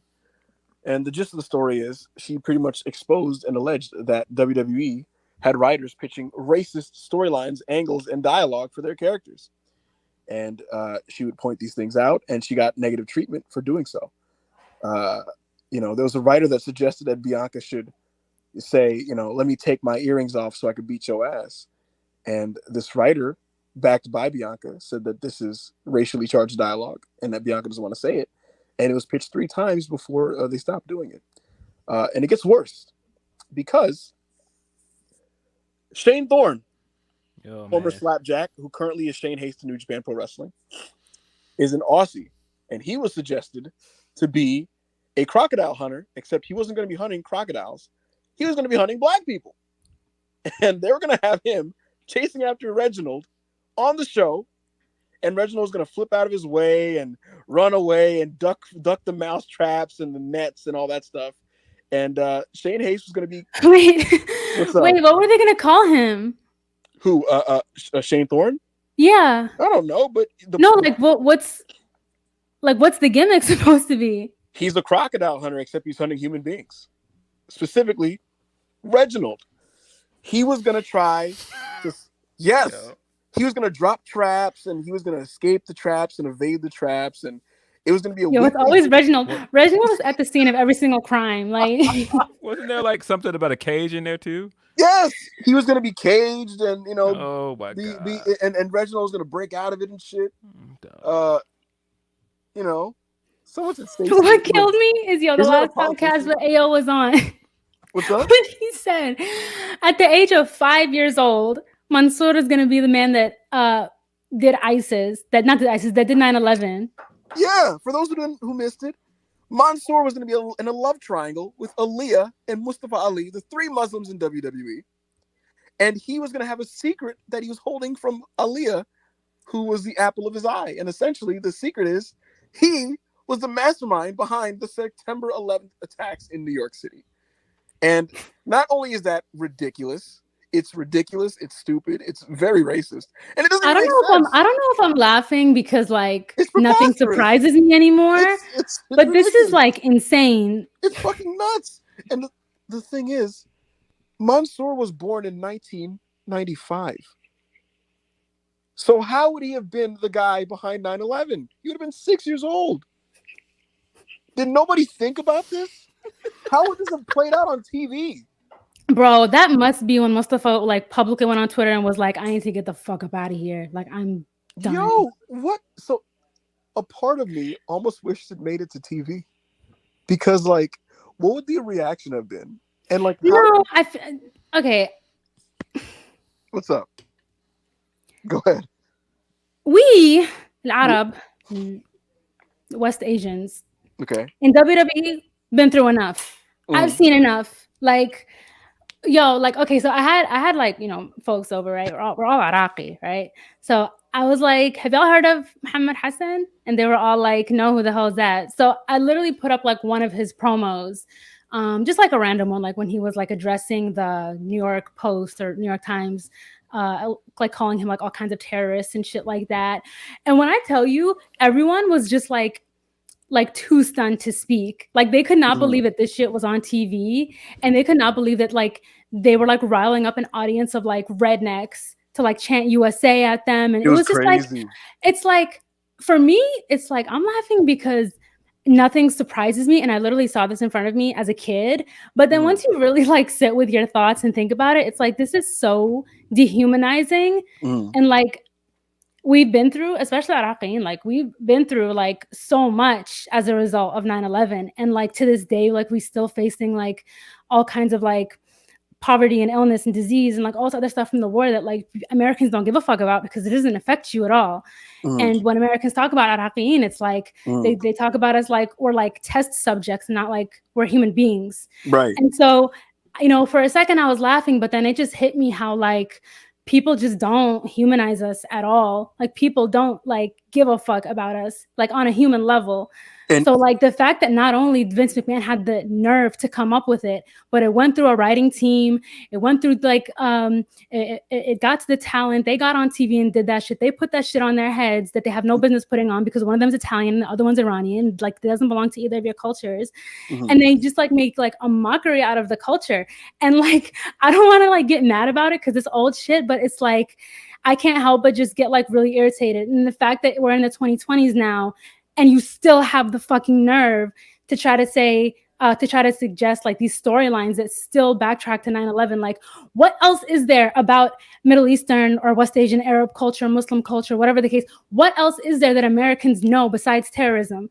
When have Americans ever sat down and like actually like took the time to learn about Arab culture, Arab food, Arab fashion, the way that we treat each other? Like, and I'm not trying to like get mad at y'all, like people in that are watching this in general, but like think about it. If you're not from the culture, think like, what do you know? Like, and it's probably not even your fault because this shit is what the media and what your schools and your history books are like teaching you. And so, like, tell me like how you expect like young Arabs, young Muslims, young West Asians, Southeast Asians to watch this shit, and how are they supposed to feel about this? Like, it's a great point. It reeks of Eurocentrism. And this is the result of Vince McMahon, a person who views wrestling, first of all, in like very simple constructs when it comes to characters and things like that. And then he will then boil down people to ethnic stereotypes and then hires a writing team, a predominantly white writing team, to then appease that vision essentially. And so this is what happens. You get these white writers who just don't know shit about shit, and then they pitch stuff like this, not realizing just how offensive it is, how ignorant it is. And yeah, man, it's just bullshit. It's terrible. It's fucking awful. And it's really a shame, frankly, because like you said, there's young Muslims that watch professional wrestling like any other fucking person. And how are they supposed to feel when their people are boiled down to being negative stereotypes and villains in these stories? It's terrible. Speaking of which, somebody on Twitter actually commented on one of my posts about this. Yassine said, "Hey Ibu, a question for you and Isra. As a Muslim wrestling fan who watches many shows, I found the Muslim community in wrestling rarely represented or even showcased. It's full of stereotypes, Islamophobia, and from both promotions and wrestling fans, despite the WWE making changes and pushing wrestlers sometimes without that stereotype, like Sammy, the culture remains the same. For the other promotions, it's even non-existent." I guess he's talking about the representation. The Saudi shows, for example, and I know it's a sports washing thing too. A sports washing tool. It's still a show that many Muslims, not only Saudis, can attend and watch for free, and it's easy, but people refuse to acknowledge that. My question: what do you think about the representation of Muslims in the American wrestling world? Thank you. There's a lot there. He talked about the. That's. I feel like they had to get some shit off their chest too. I don't blame them. Yeah, what I have thought about. Okay, go ahead, Israel. I'll let you say something on this. No, I wasn't gonna say nothing. Go ahead. What I thought about, Phil? Like, the Saudi shows are very controversial for obvious reasons, but have you ever had that thought? I'll never forget. In late 2021, I believe it was a Saudi show where Goldberg goes in the front row and he hugs 9 kids.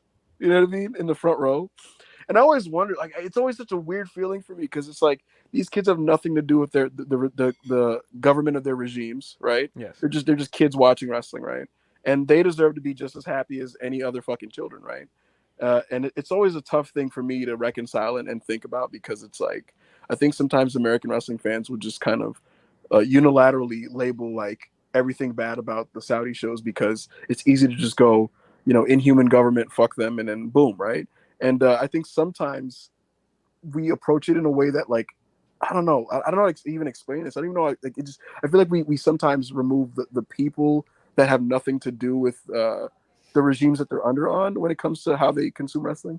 It's weird. I don't know if I made any sense there, but no. I think it's fair. I think it's one of those things where two things can be true. That it is a disgusting business tactic, and what their government is doing is clearly propaganda. But there are real people there that have nothing to do with that.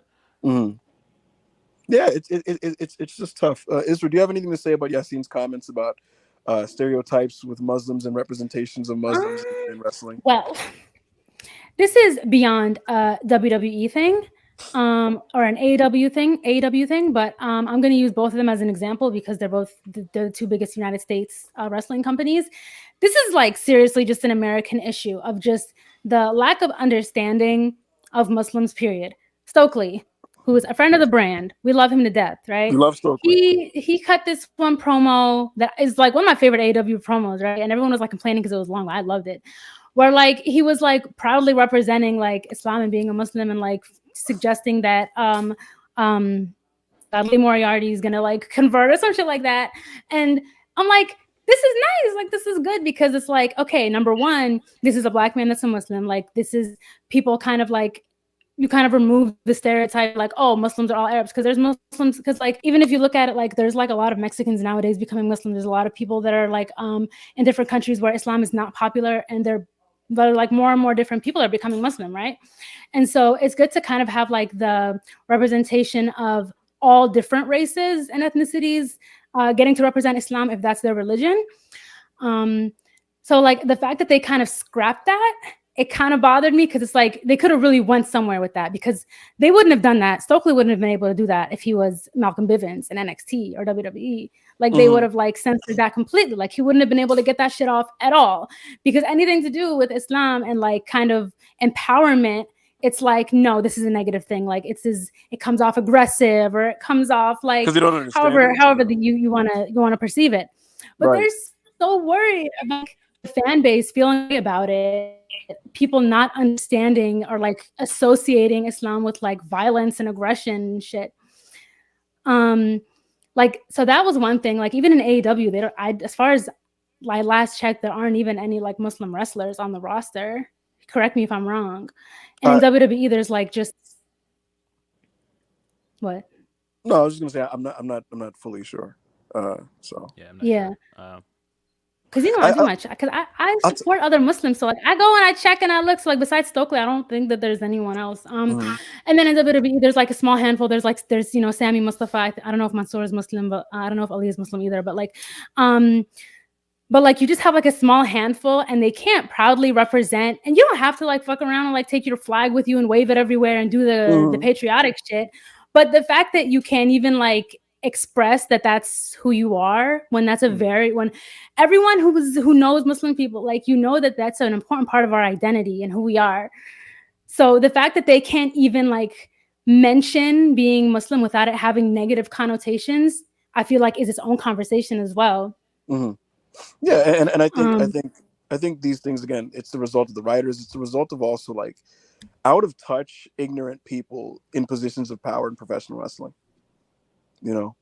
I mean, wrestling has been a very white thing for a long time. I think that's the other thing that's kind of important here.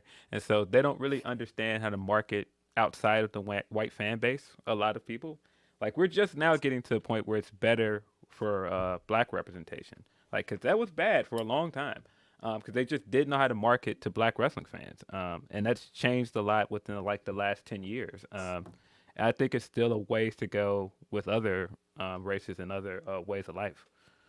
I totally agree, Phil. I think, and again, because there's people will probably push back and be like, oh, so you want pandering and you want this and that, but it's like no, it's just you don't have to look at wrestling from this Eurocentric, outdated lens of just outsiders and immigrants and foreign people are bad guys, and their only character quirk is that they represent their countries.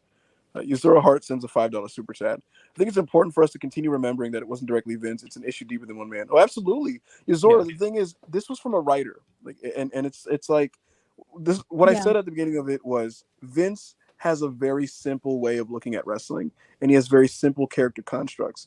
And because of that, he's assembled a team that can then create that world that he wants for him. And so when you think in simplistic terms and you have this white fucking writing staff that thinks in that terms, it's easy to then come up with bullshit 9/11 storylines because it's the easy way out, so to speak, rather than actually making a complex story that's actually good or interesting.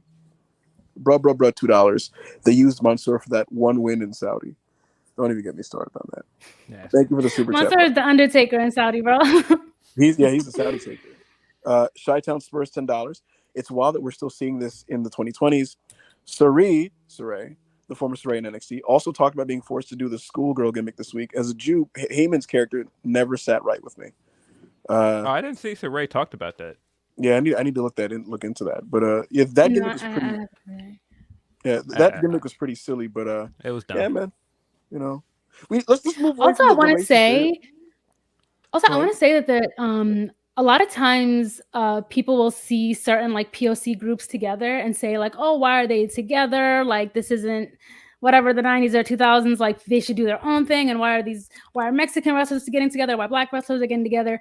The way I see it, if the group has come together on their own terms and it's an empowering thing, and it's like them coming together to like be somewhat of a movement for their group, the same like the way LWO is right now, the way the Hurt Business was, like so on and so forth. If it's something that like benefits them and empowers them, I think that's actually a step in the right direction.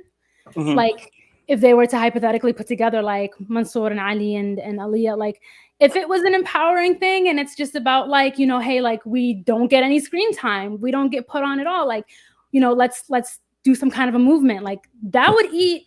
But like getting them together for a 9/11 gimmick is nuts. Like yeah, no, you're so right. Like people, so like look, yes, it's cringe sometimes when like like a non-black wrestling fan will be like, what did they put Carmelo Hayes with Bobby Lashley with Montez Ford with this guy with Mark Henry? And it's like, all right, we don't got to put all the niggas in one group, right? But at the same time, we've kind of gone in an overcorrecting direction with that, where it's like, God, Dragon Lee openly was saying that he wanted to maybe get in on the action with the LWO, and like I was just saying like that'd be dope, and people were like, do all the Mexicans need to be together? I'm like, well, he wants to, you know, He wants to do it, like, and yeah, he wants to, and also it's like, you know, being cool wrestlers that people like and cheer, you know, while repping your flag is very different than driving lawnmowers to the ring where you're clearly just a joke to make Vince McMahon like laugh. It's very different. yeah. Very different. I think that was one of the big failings with the Apollo stuff, because at first I really wanted to like it, because I'm like, man, we don't see anything like that where somebody is proudly Nigerian on TV. And I was like, I think you're going in the wrong direction though if you make this proud Nigerian man into a villain. Why is he a villain for being proud of where he came from? Like, it just doesn't make sense. And so I felt like as soon as they started to turn him heel, and then it turned into the super overt accent, I was like, yeah, that I'm cartoon out. ass accent. Yeah, same. I agree. I remember they were pushing him a little bit, and then he did the accent, and I just zoned out. Chris Spires, $2. Stuff like this makes it hard for me to watch WWE. Very understandable, man. It's just a thing that the company hasn't fully moved away from, no matter how much they want to act like they want that they have. Yeah, I thought you guys have made some really, really great points on this. A couple leftover questions that I want to get into. A few of them are going to lighten the mood here from Twitter. Bruh on Twitter says, does Punk shaving his head mean that the heel turn is coming? Always thought he was the ultimate hair as character guy in WWE. I mean, yeah, Punk in the past, he grew his hair out and tried to look like Jesus Christ when he was in the Straight Edge Society. He shaved his head when he was a heel. Again, he didn't do it for character reasons this time, but I mean, he could play a heel, so that'll be fun. One more CM Punk thing here. He just did it because he's an attention whore. Someone said need a soliloquy on CM Punk on Impact. Don't have much to say on him on that, but Punk went to Impact and he had a good time, and people were really, really nice to him backstage. And I think that's cool because I'm sure he's had a whirlwind few months, and it's good to, you know, just know that there's people that still fuck with you. So a couple other questions here. Somebody said, let's see here. I'll let Isra and Berkey. Sorry, I was looking at my screen. Which NXT call-ups do you see them building up? I don't fucking know, man. They called up the former Jordan Devlin, JD McDonough. I don't know if they're gonna push him. They brought up Indy Hartwell. She's probably gonna be reuniting with Candice LeRae and Johnny Gargano. Why did they make Indy champion just to do that? I don't understand. What was the purpose of that? I think Triple H made his decision independent of Shawn Michaels' booking. Honestly, I hope Braun Breaker gets called up, and I hope he gets pushed.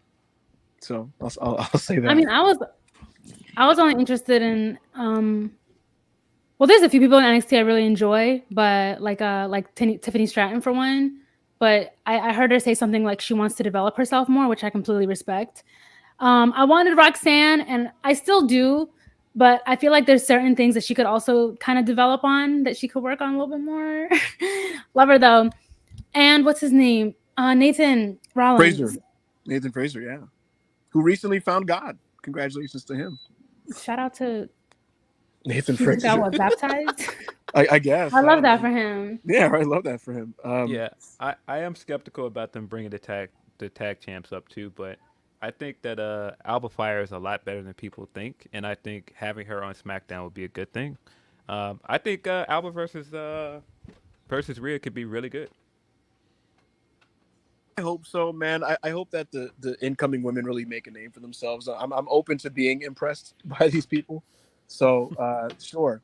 Mr. Mark 2307 on Twitter asks me, Harley Cameron or Kathy Kelly? Phil Lindsay, I'll let you weigh in on this. While before Isra goes, Monty, if you could pull up Harley Cameron on the screen for Isra, who's probably not familiar with Harley Cameron, and then I was gonna say I don't know who Harley Cameron is. Who's that? Yes, you do. She's in the QT Marshall stable. I'll just Google okay. Harley Quinn. What's her name? Harley Cameron. She's on AEW television. Cameron. Yeah. My answer is Kathy Kelly. Are you pulling it up? Is that what you're doing? I'm just, hey, man. I just Googled her. She's fine as hell. Who's this? She is. I love a blonde bimbo. She's the comments.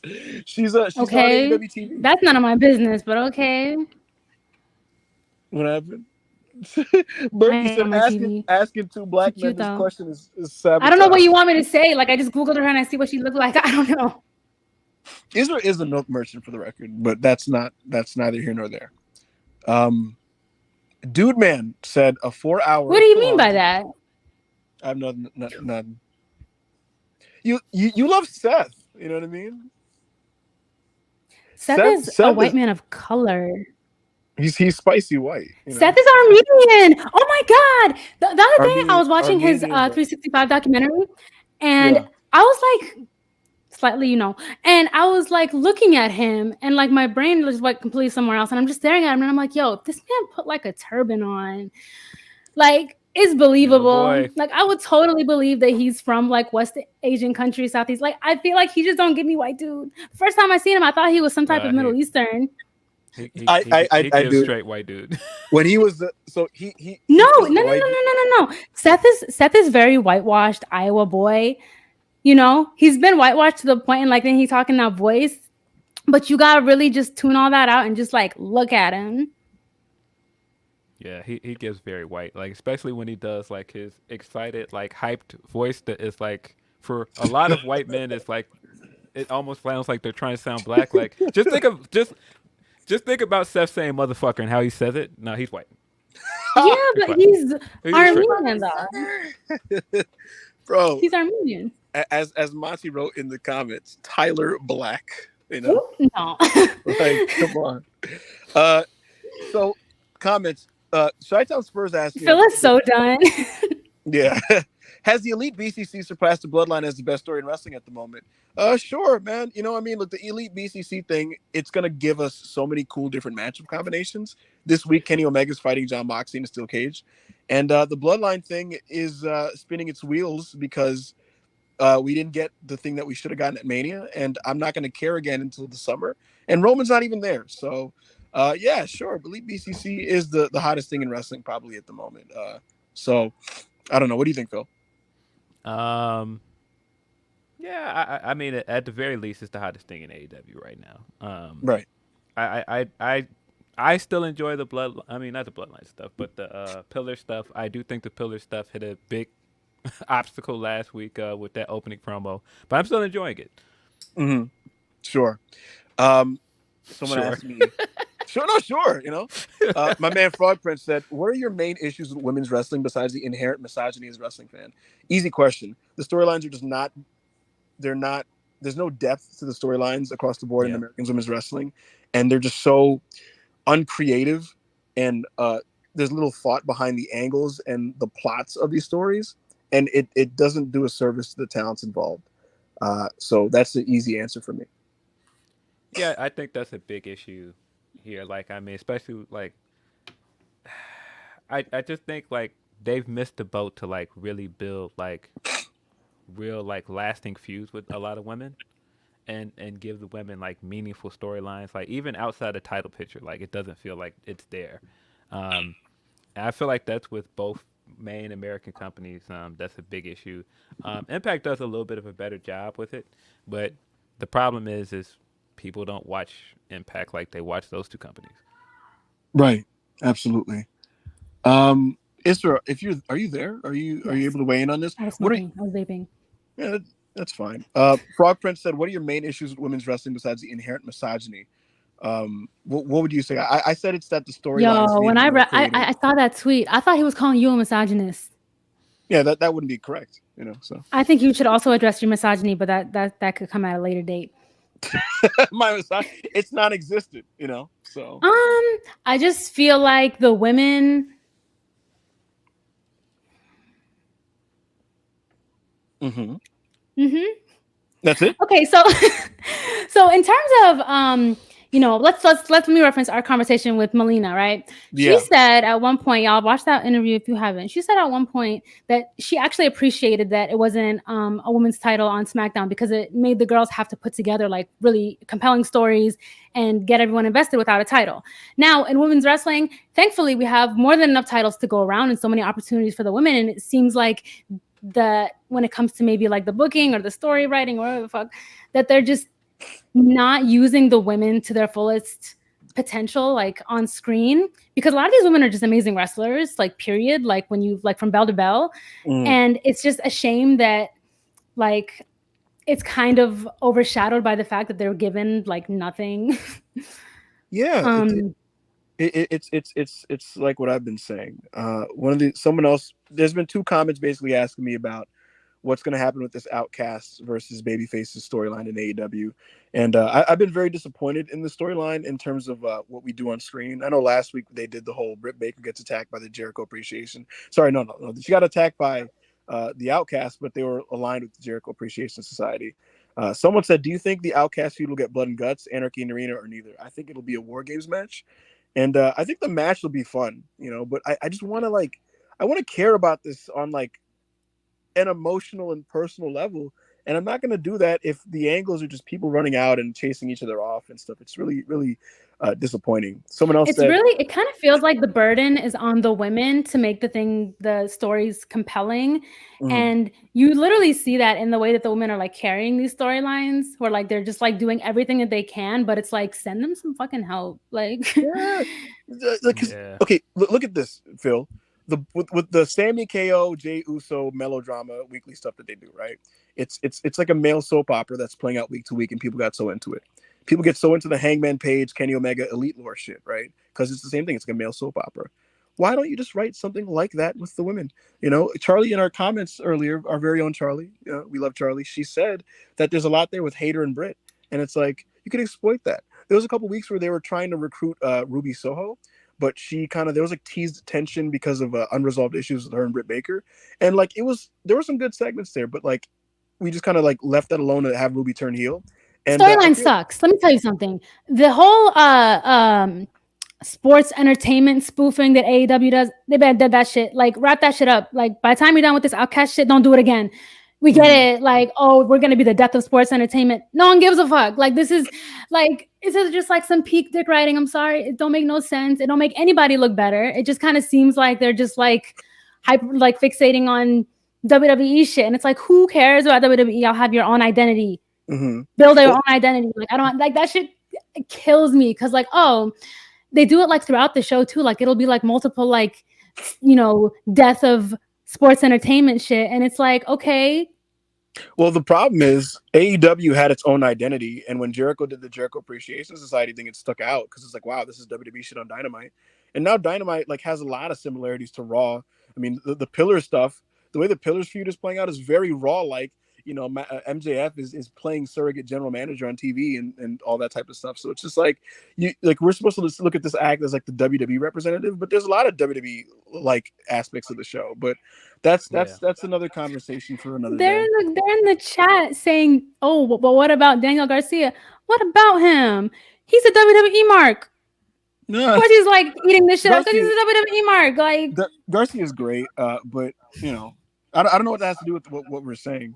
I think he's overstayed in that stable. I'm ready for him to move on. Really? I've been ready for him to move on for a long time, but I think the Outcast stuff stopped being interesting after Ruby turned heel because I feel like all of the tension was around, all right, is she going to turn heel or is she not going to turn heel? And I think they had a really good heel turn. She came out, cut that really good promo, and then for the next few weeks, they just ran the same segment and aftermatch stuff over and over again, and I feel like it's killed a lot of excitement for this angle.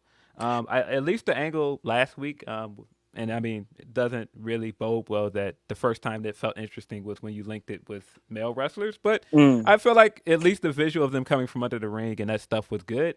I think what they've done since is interesting, but I don't know, man. I feel like they gotta give us some real developments, man. Give us the match, whatever the money match for the feud. Announce it already. Like what do you people think? People think it's Saraya and Jamie Hayter. I don't know what it is. I just know that Ruby Soho has more depth to her than what she kind of really displays, which is just like a generic bad guy leader. So look, I wish nothing but the best for all those ladies involved. They're very nice people, and they're talented as well. And so. What you think about that clip from All Access that was everywhere of Ruby going in on Ty?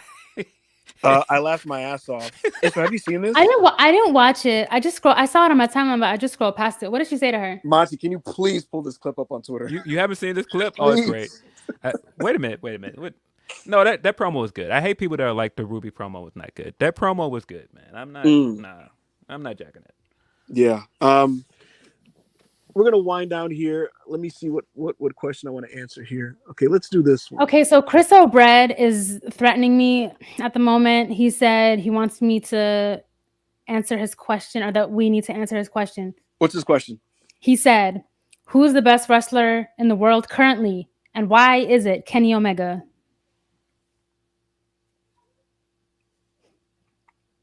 So let's move on.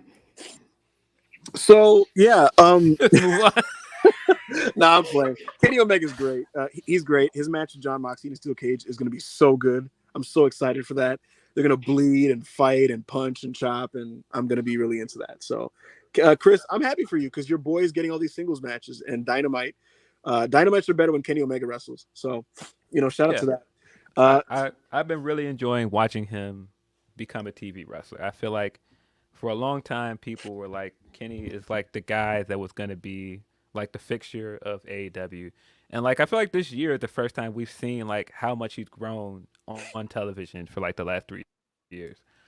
Absolutely. And on that note, I feel like I've grown as a human being being on this show with you guys. I feel like I've felt better emotionally. What a segue. I feel like I've become a smarter, more knowledgeable, more spiritually aware man. The Knicks losing, look, it's a setback, but setbacks are always followed by getbacks. And so I just want to say that the Knicks are going to win the series. Y'all about to get swept. I want to say that the Knicks. No, you're really about to get swept. Like, we're gonna beat the Miami Heat. They're gonna see Jimmy Butler in the next game. Y'all are gonna lose to a Miami Heat team without Jimmy Butler, Tyler Hero, or Victor Oladipo. Not happening. Phil Lindsay, you were great here, man. You know what I mean? Thank you for tolerating me for 2 hours. Isra, you were pretty good as well. I think you were pretty great. You had a lot of very insightful things to say. Shout out to the Russell Pierce Divas, me and Ibu. Me and the Divas, get the fuck out of here. Listen, guys, you guys have been great. We had a nice house of over 200 people for this entire podcast, and this is not even a regular time slot that we do. So, listen, guys, if you like the show, man, make sure to like the video and leave a comment. We're gonna do this. We're gonna do this pretty frequently. I'm gonna start, doing shows on Sundays. I'm glad I got to have this space with another Seth fan. I got so tired of everyone else, Purist brand, jumping me every time I said Seth's name, pointing guns and knives at me and shit. So, Philip, Chicago Phil, we appreciate you. Absolutely. Thank you for not leaving me alone. I had to take a lot of L's on behalf of Rollins in Spaces on my podcast as the only Seth fan on my podcast.